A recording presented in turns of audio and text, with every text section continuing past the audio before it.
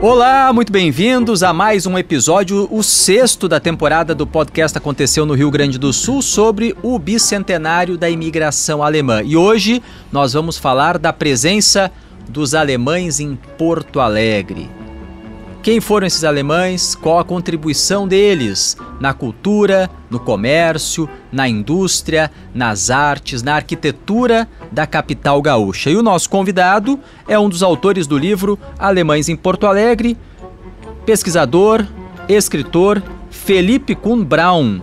Muito bem-vindo. Obrigado, Stout. Eu fico muito feliz de poder estar aqui no Aconteceu, no Rio Grande do Sul, e dividindo, compartilhando essa história desse livro que Sandro Blume e eu escrevemos, um capítulo importante da história da imigração, como também da história da nossa capital. Quantos livros já sobre imigração? Ao todo 27, e com dois previstos aí para essas próximas semanas, com esse intuito sempre de preservar e compartilhar a história através dos livros, com a certeza de que esse material fica preservado através de uma obra. Felipe provavelmente tem o maior acervo de fotografias da imigração alemã no Rio Grande do Sul. São quantas já recolhidas e colocadas no teu computador, no HD? Não sei onde é que tu guarda tanta foto. 3 HDs diferentes, 3 computadores diferentes, já estou assim, na nuvem no momento. Até o momento, 45.080 fotografias antigas. Esse ano, que é um ano importante, mas do qual eu não consegui praticamente compilar e aumentar esse acervo fotográfico, especialmente devido às atividades do bicentenário e afins, então, mas certamente logo aí à frente esse acervo vai aumentar, porque tem um grande número, felizmente, de pessoas ainda para entrevistar, buscar essas imagens, digitalizar e catalogar essas fotografias antigas. Em episódios anteriores já falamos que os alemães, ou uma população de língua alemã, já estava no Brasil desde o início da colonização portuguesa. Quando chegaram em 1824, num processo organizado, patrocinado pelo Império Brasileiro, esses imigrantes aqui ao Rio Grande do Sul, Porto Alegre já tinha alemães? Olha, os registros que nós temos é que os alemães começam a chegar em Porto Alegre nesse período da imigração, e que muitos chegam direto a Porto Alegre e outros primeiramente em São Leopoldo, o berço da imigração, e alguns anos depois vem para cá. O que nós temos é uma presença alemã pontual em vários lugares assim do Brasil, como no Rio de Janeiro, como em São Paulo, onde essas pessoas já, mesmo alguns estabelecidos, residentes, mas outros que vieram estudar na parte botânica. Quer dizer, nós temos uma contribuição, Hans Staden, lá no século XVI ainda, nas caravelas. Nós temos uma presença alemã, sim, havia um alemão no primeiro navio para cá, de Pedro Álvares Cabral, e depois, então, a gente tem vários períodos de vinda de alemães para cá, mas sim, organizado, como você disse, um processo, a convite do Estado, uma negociação lá na Europa, grupos maiores migratórios a partir de 1824, e aí Porto Alegre, já nesse período, não na primeira leva, por exemplo, mas nós já temos nas primeiras levas imigrantes que optam por ficar aqui a capital sempre é um ponto importante, quer dizer, o mais importante no sentido do que se desenvolve na capital, do que se passa, do que acontece na capital, de vir aqui posteriormente trabalhar pela grandeza aqui da cidade. Pelos registros de época, não tinha um censo, Porto Alegre em 1824 estava com em torno de 10, 12 mil habitantes. Em questão aí de 5, 6 anos, São Leopoldo, de 1824 a 1830, recebeu mais de 5 mil imigrantes alemães, o que dá uma dimensão do que foi o crescimento daquela região em pouco tempo, inclusive em comparação com Porto Alegre. Agora, a concentração maior de alemães aqui na capital gaúcha se dá a partir já do período pós-Revolução Farroupilha. Exato, porque o que acontece? Os pioneiros a maioria desses pioneiros vão para São Leopoldo. Vão receber os lotes, inclusive, que tinham no início. E esses primeiros ganham lotes, né? E esses lotes, eles são medidos e distribuídos, essas linhas, de fato, em São Leopoldo. numa área, claro, muito maior do que a gente conhece como a São Leopoldo de hoje. A São Leopoldo, 40 municípios aí dos vales, inclusive, não só do Vale dos Sinos, já pertenceram a São Leopoldo. E de várias localidades, inclusive, que pertenciam a São Leopoldo. Então, assim, bem como você disse, esse número de mais de 5 mil que chegam aqui nesses primeiros anos, a Revolução Farroupilha, digamos assim, tranca ou dá um período exato para esse processo, em que pese que é interessante, né, alguns registros de que nem fim da Revolução já chegam outros imigrantes para cá também alemães. Então isso é uma questão de nós estudarmos e avaliarmos, dizer como que isso ainda, não fim da Revolução, começam novamente começa essa migração, que muitas vezes a gente estudou como apenas pós-Revolução Farroupilha. Bem, São Leopoldo no início, a colônia, que às vezes a gente até chama de colônia alemã de São Leopoldo, mas segundo os registros que encontramos, ela é descrita como a colônia imperial de São Leopoldo.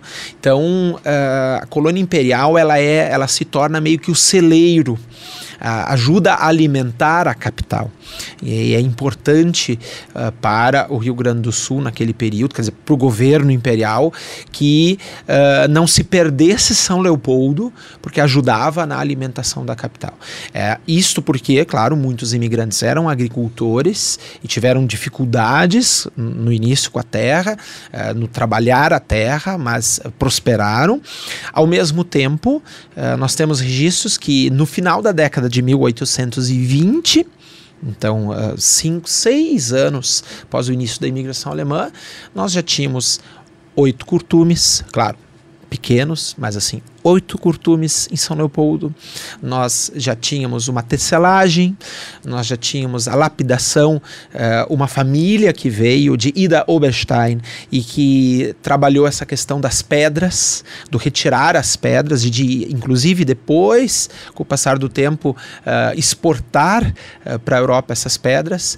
Então, e 8 moinhos, inclusive. Quer dizer, para ver como em 6 anos já se desenvolve o que é a base, o que muitos autores também registram, não somente eu, não seria diferente, justamente a base dessa indústria, que no início ela é mais forte, inclusive em São Leopoldo. E nesse cenário de florescimento, de uma nova colônia, novas cidades, pequenas indústrias, uma produção rural, agropecuária, e nesse intercâmbio que já existia via Rio dos Sinos principalmente entre as colônias e Porto Alegre, com o tempo alguns alemães, principalmente alemães daquela região, ou imigrantes ou descendentes, começam a fazer aqui, se estabelecer em Porto Alegre para fazer negócio. Tinha um mercado maior, tinha imigrantes que chegavam, vinham a Porto Alegre, decidiam ficar. Isso se dá na década de 1850, principalmente, essa concentração maior de uma comunidade alemã na cidade? Nos anos de 1850, a gente tem registros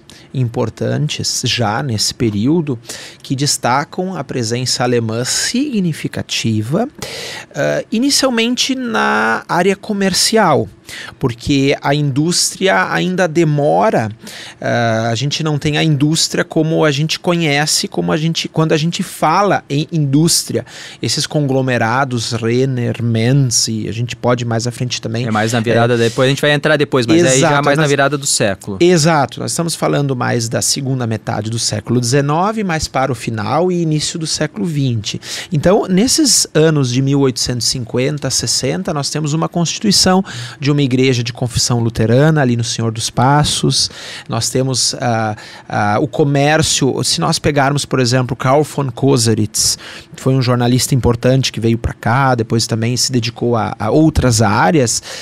Von Koseritz, os almanaques do Koseritz são muito interessantes, porque destacam o que mais à frente a gente vai descobrindo através da pesquisa, que mais de 50%, chegou a ter 60% do comércio comércio da capital nas mãos dos alemães. Tinha imprensa de língua alemã em Porto Alegre? Sim, havia a imprensa, o Kosritz, o Deutsches Volksblatt, que é o jornal católico alemão, que é fundado em São Leopoldo. Ele é transferido para cá, claro, também após ali a segunda metade do século XIX, é transferido para cá. E aí eu digo sempre porque Porto Alegre, por ser a capital, tem essa importância. Agora, também Porto Alegre tem a importância, nós podemos dizer já em 1850, a importância dos rios que desembocam no Guaíba, o Guaíba como essa importância para a navegação. Nós temos os 5 Jacós, do rio Jacuí, do rio Taquari, do rio dos Sinos e do rio Caí. Que operavam as empresas de navegação.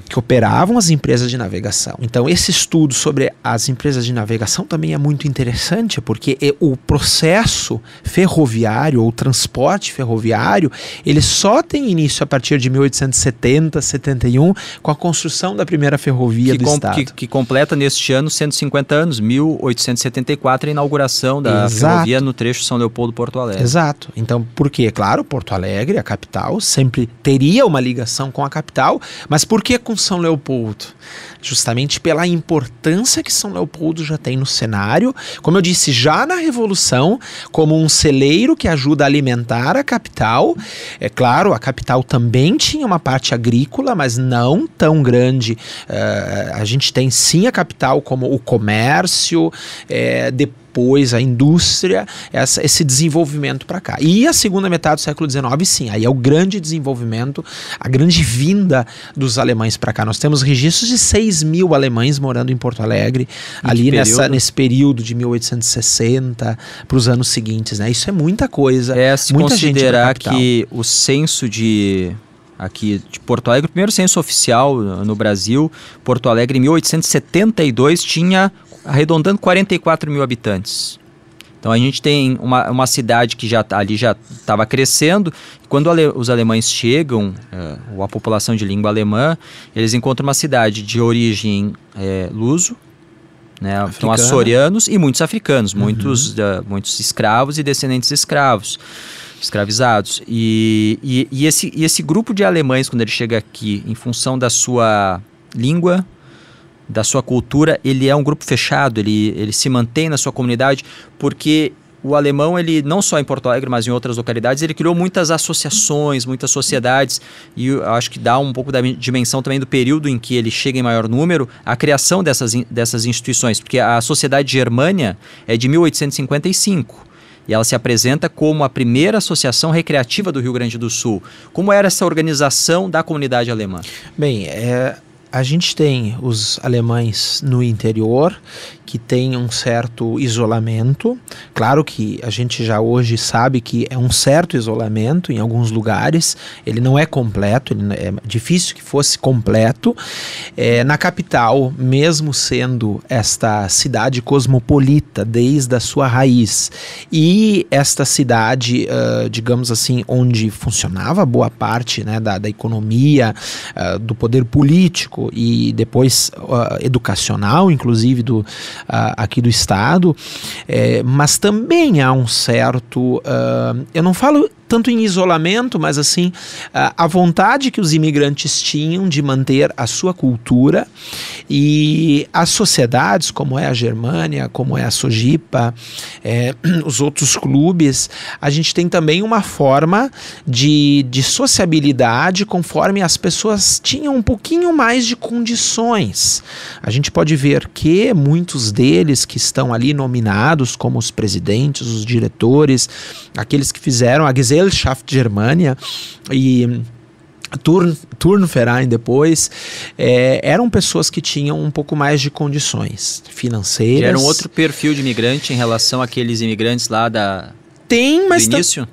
Mas também tem um perfil daquele que aqui consegue mais condições. E aí, por conseguir mais, ele também quer participar de uma sociedade, ele também quer participar de um clube. que pese que a gente tem sim um perfil daqueles que chegam imigrados em 24 até o período da Revolução. Nós temos um outro perfil, já é uma outra geração, aqueles chegados nos anos de 1850, pós-Revolução Farroupilha. Depois nós temos os Brumer, um grupo de soldados que vem para cá, 1.800 soldados, para um conflito que o Brasil tinha com a Argentina. Chegados aqui, a guerra já estava no fim, já estava praticamente acabada. Então alguns retornam para a Alemanha, quer dizer, na verdade metade desse grupo, e outra metade fica aqui. Então muitos desses nomes, quando a gente olha um pouco mais para trás, a gente descobre que eles eram Brumer, e esses Brumer, eles vinham todos com uma formação superior. Então eles também foram professores estabelecidos na capital ou no interior, como Maier em Lomba Grande, como Rê em Dois Irmãos, como Jäger na localidade de Feliz. O próprio Koseritz não era Brumer, mas veio com este grupo. E eles então, os que se estabelecem aqui, ajudam significativamente nesse desenvolvimento da capital. Então eu vejo assim que os clubes é uma forma de sociabilidade, mas também daquele que tinha um pouco mais de condições. Então as pessoas, como eu disse, assim, daqueles que vinham direto para a Alemanha, da Alemanha para cá, como tem o Alois Friedrichs, por exemplo, como tem o Binz, como tem os outros, por exemplo, que do Vale do Caí vieram para cá, como Renner, como Menz, por exemplo, veio do Vale dos Sinos. Os Ritter, os cervejeiros, quer dizer, da Alemanha foram para o Vale do Caí, e do Vale do Caí vieram para cá, e ainda se ramificaram.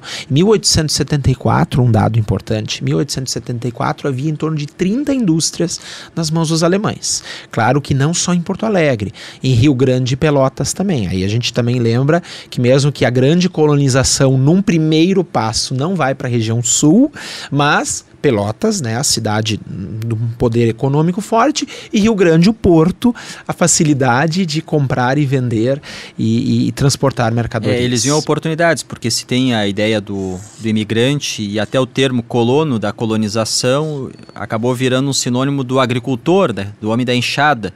E dos nossos antepassados, muitos viveram no campo e nunca ouviram falar em remo, em futebol, em ginástica. Mas aqui em Porto Alegre, já naquele período ali, no final do século XIX, esses alemães, já um perfil mais urbano, do comércio, da indústria, se estabeleceram em Porto Alegre, assim, a gente vê pelo comércio, pela indústria e pelos clubes, principalmente entre o centro, Floresta, Moinhos de Vento, toda a região do Quarto Distrito, indo até o Navegantes, São João. Então os alemães muito ficaram nessa região da cidade. E no livro vocês recuperam bem assim essa cronologia das entidades que também, acho que ela dá um pouquinho da dimensão da presença do alemão aqui, que é Sociedade Germânia, em 1855, a Sociedade Leopoldina Juvenil, todas com outros nomes na época, 1863, a Sojipa, 1867, Caixeiros Viajantes, 1885, e daí a gente está falando de esportes que tiveram uma presença forte dos alemães, o ciclismo, o bolão, o punhobol, o remo, a ginástica. Sim, e depois, no início já do século XX, em 1903, no futebol, nos dois primeiros clubes de Porto Alegre, no Grêmio, futebol porto-alegrense, não só alemães, mas muitos alemães, e um clube que era o Fußball, palavra em alemão, que era o primeiro rival do Grêmio, que era só de alemães. Nós temos os clubes como uma forma de sociabilidade, boa parte dos que você falou, mas nós temos, por exemplo, o Caixeiros Viajantes, devido à importância do caixeiro viajante nesse período, não só da hidrovia, do transporte pela hidroviário, mas também depois ferroviário, porque... É bom a gente, acho que até explicar, Felipe, o que é o caixeiro viajante. Ele seria hoje o representante comercial. Exato. O papel do representante comercial. Viajava pelo interior para fazer venda e compra. Exato. E não só porque, por exemplo, hoje o representante comercial, muitas vezes, ele faz a conexão, mas ele tem um colega que transporta. Quer dizer, naquela época, era o próprio caixeiro viajante que transportava essas mercadorias, uma boa parte das oportunidades. Então, nós temos o caixeiro viajante, uma figura muito importante nessa história, assim, da colonização, da imigração, nessa história da capital, porque, imagina, é um clube forte e é um clube também, até de certa forma, de amparo, porque eles vêm aqui, eles pernoitam aqui, eles fazem essa... É um clube ali para eles, para as suas famílias também. Então, nós temos essa questão do trabalho importante, porque realmente a ferrovia, como você disse, ali a partir de 1870, essa construção que vai até primeiro São Leopoldo, mas depois Novo Hamburgo e depois Hamburger Berg, lá onde era para chegar no seu ponto final, mesmo assim, e depois para Taquara, você não tem o alcance, você tem uma facilidade no transporte de mercadorias, mas você ainda precisa muito do caixeiro viajante. O caixeiro viajante é uma figura que vai até os idos da década de 1930. Nós temos assim a presença muito forte, especialmente nas colônias, nesse interior, e retratos, por exemplo, pinturas, Peter Weingärtner, né, o famoso pintor teuto-brasileiro, radicado aqui em Porto Alegre, um período da sua trajetória. Quer dizer, o caixeiro viajante também é representado ali na pintura, na fotografia. Quantos de nós, quando pesquisarmos as nossas histórias, meu trisavô tinha 3 irmãos que eram caixeiros viajantes, e dos 3 nós temos a fotografia deles, 2 no cavalo e 1 já no carro. Aí na década de 1940 era caixeiro viajante da livraria Selbach aqui de Porto Alegre. Então tem essa conexão através dessa profissão importante, que depois, claro, aí muda, né? Mas como você disse, hoje está o representante comercial, está aí, digamos, uma continuidade desses caixeiros. E o caixeiro também fazia o papel do jornalista de hoje, que ele levava as notícias de um lado para o outro, né? Aconteceu tal coisa em Porto Alegre, ou lá na colônia, em Dois Irmãos, passei por lá ontem e vi tal coisa. Então, assim, ele também tinha esse papel de levar informação. Porque a casa comercial era o local. As cartas, eu recuperei muitas cartas, inclusive publiquei num livro e tenho um projeto, uma continuidade só sobre as cartas. Quando uma pessoa escrevia uma carta para um parente, por exemplo, um alemão, um europeu, para os que estavam aqui, muitas vezes era assim: para Hamburger Berg, em São Leopoldo, no sul do Brasil. Para Campo Bom, em São Leopoldo, no Rio Grande do Sul. Quer dizer, mas para onde chegava essa carta? Onde? Na casa comercial. Porque, não, imagina, a comunidade, mesmo que fosse, digamos, Campo Bom ou Hamburger Berg, havia centenas de pessoas já residindo na segunda metade do século XIX. Mas na casa comercial eles conheciam todo mundo. Eles conheciam todo mundo, né? O vendeiro era o que fazia esse... E um outro... Antes de a gente... Só um papel muito importante que você falou, dessa questão do imigrante urbano. De como Porto Alegre, no final do século XIX, nós já temos famílias de primeira, segunda geração aqui, vivendo em Porto Alegre, nascidos aqui ou filhos de imigrantes. Então a gente tem pessoas importantes aqui da sociedade que têm uma história totalmente urbana, e ela é bem diferente daquela história das pessoas que viviam mais ao interior. É um capítulo também, naturalmente, assim como o interior, um capítulo muito rico da nossa história. Porto Alegre tem e teve grandes indústrias com sobrenomes dos seus fundadores alemães: Gerdau, Neugebauer, Renner, Steigleder, Springer, Wallig, Christoffel, Bopp, Ritter, Becker, só para citar algumas, na área industrial. É pela posição estratégica da cidade no Rio Grande do Sul, por ser a capital, porque esses alemães estabeleceram aqui as suas indústrias que cresceram e ficaram gigantes, e não, muitas vezes, nas colônias onde eles nasceram? Eu diria que está muito ligado, de fato, à facilidade de transportar as mercadorias. O rio e a ferrovia. Exato. E depois nós temos também, como disse antes, na região sul, por exemplo, a Bromberg, que é fundada em 1863, ela é fundada primeiramente em Rio Grande.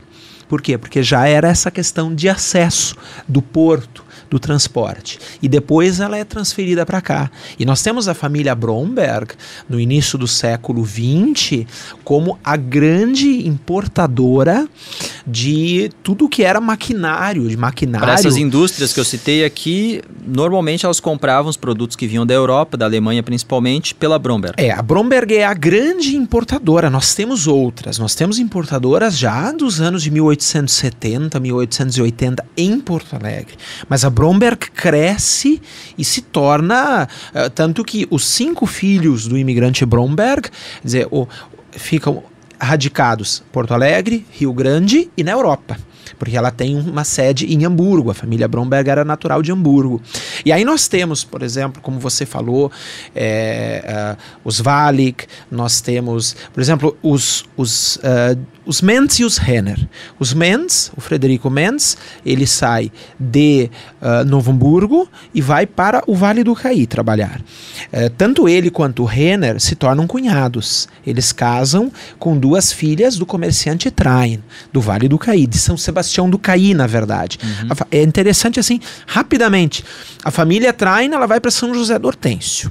A partir de 1873 começa um fator importante, um crescimento do Porto dos Guimarães, que hoje é São Sebastião do Caí, por essa proximidade também com o porto.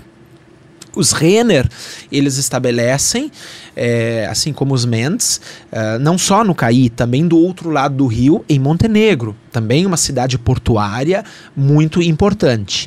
E essa transferência do seu capital, das suas indústrias, porque iniciam com tecelagem, com comércio e venda de banha, e essa transferência para Porto Alegre justamente pela facilidade para o transporte. Então nós temos a partir especialmente da década de 1910 uma diminuição da importância econômica do Caí, não só porque muitos desses empresários transferem as suas empresas para cá anos antes, já no início do século XX, mas também porque a expansão da ferrovia se dá pelo outro lado, por Montenegro, e não pelo Caí.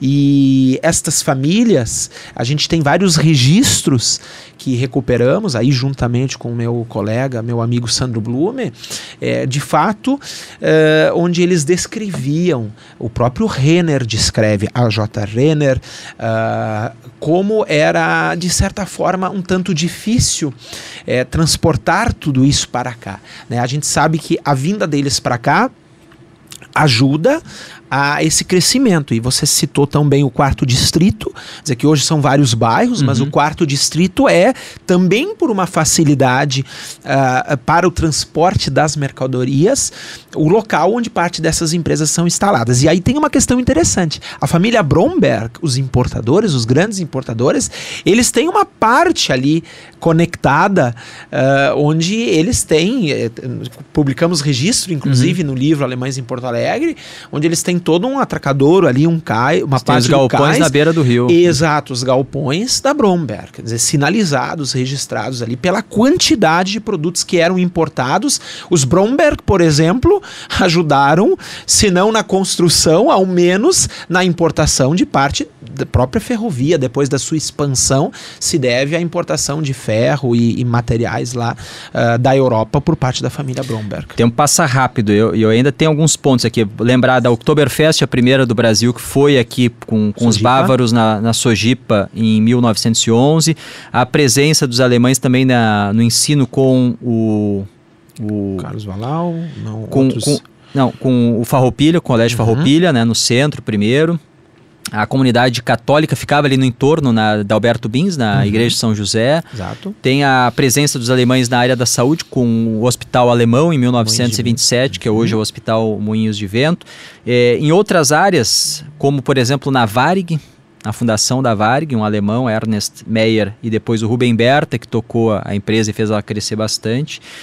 Mas eu quero, para fechar, Felipe, falar um pouco da arquitetura, a presença dos alemães, em especial Theo Widerspan, que tem um legado grande, muitos prédios, quem anda na área central da cidade em especial, tem ali um arquiteto alemão que deixou a sua marca. Sim, Widerspan, natural de Wiesbaden, praticamente no centro da Alemanha. Ele vem para cá e deixa essa marca. Ele é quer dizer, ao nosso ver também é o proeminente. Agora sim, por exemplo, a gente tem o Arons, que é mais antigo a ele. Então, esses arquitetos que deixam a sua marca em importantes prédios públicos, vários aqui do centro histórico da cidade, ao mesmo tempo deixam a sua marca em prédios privados que são contratados pelas famílias que já estavam com um grande acúmulo de capital, e essa marca, acho que é importante a gente lembrar. Depois a gente tem o Lutzenberger, mas assim, lá no século XIX, por exemplo, desde o Teatro São Pedro, o próprio prédio ao lado, que hoje não existe mais, o antigo prédio. Então esses prédios todos tiveram esse envolvimento dos alemães no seu desenho, na sua arquitetura, na sua ornamentação.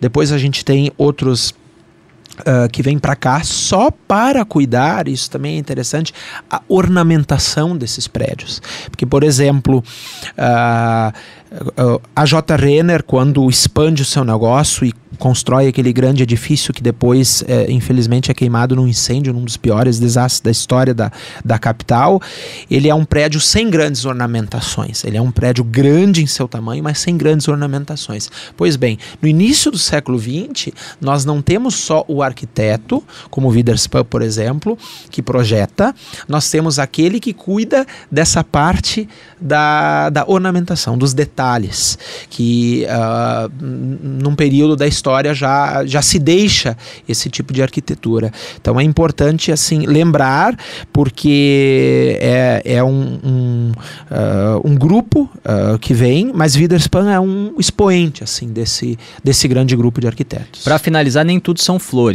Eu imagino que os períodos mais complicados para comunidade alemã como um todo na cidade foram das duas grandes guerras, Primeira e Segunda Guerra Mundial, em especial na Segunda, onde empresas precisaram mudar de nomes, instituições precisaram trocar os nomes, e claro, tinha pessoas que, entre a comunidade alemã, que tinham visões também diferentes de apoio ou não o governo e as ideias que estavam lá na Europa. Havia um racha também na comunidade, mas a comunidade como um todo sofreu bastante, inclusive com depredação nos dois momentos do comércio no centro da cidade. A Bromberg, por exemplo, um dos prédios da Bromberg é incendiado. Então nós temos um registro de 1917 dele em ruínas e queimando depósito, uma parte do que havia ali. Nós temos a depredação de outros prédios também, sociedades que tiveram que ser fechadas, como a Germânia, por exemplo, mas também a retirada de tudo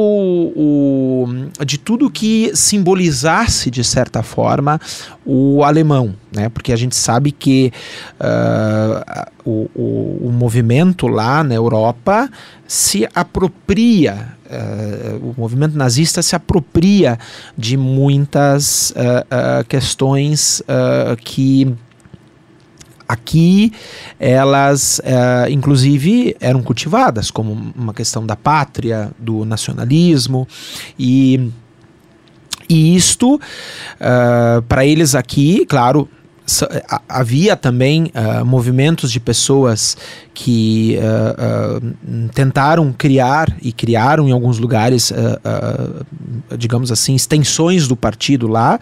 E, agora, uma boa parte das pessoas se identificavam com o ser descendente de alemão, claro, também com o ser alemão, porque nós estamos falando de vários imigrantes. Agora, assim, essas sociedades passaram muito trabalho para que não fossem até todas elas fechadas, devido à campanha de nacionalização e essa proibição de ter qualquer material em língua alemã, algo que representasse a cultura alemã e, inclusive, o falar alemão. Então, eu digo assim, uma questão que Porto Alegre perde por ser uma cidade grande, mas São Leopoldo também, em parte, perde, Novo Hamburgo, em parte, perde, é a questão do idioma com os seus descendentes. Não quero, assim, deixar de dizer, né, destacar, ao meu ver, como a questão do idioma, não das outras questões, porque as outras questões, alguns vão ter uma afinidade maior, outros não, mas o idioma é o que aproximava muitas vezes essas pessoas. Então, isso nas cidades maiores se perde, diferente do interior. Então existe ali uma quebra da questão do idioma. Felipe Kuhn-Braun, pesquisador, escritor, um dos autores do livro Alemães em Porto Alegre, onde tem mais desta história da presença dos alemães na cidade. Muito obrigado, volte sempre. Obrigado, Stout, por a gente poder compartilhar aqui essas histórias, esse trabalho e a continuidade da preservação desse material. O podcast aconteceu no Rio Grande do Sul. Mais um episódio sobre o bicentenário da imigração alemã. Todas as segundas-feiras, novos episódios no YouTube, no Spotify e nas outras plataformas de áudio. E aos domingos, 11h30 da noite, na Rádio Gaúcha. Ouça, compartilhe e até a próxima. Tchau.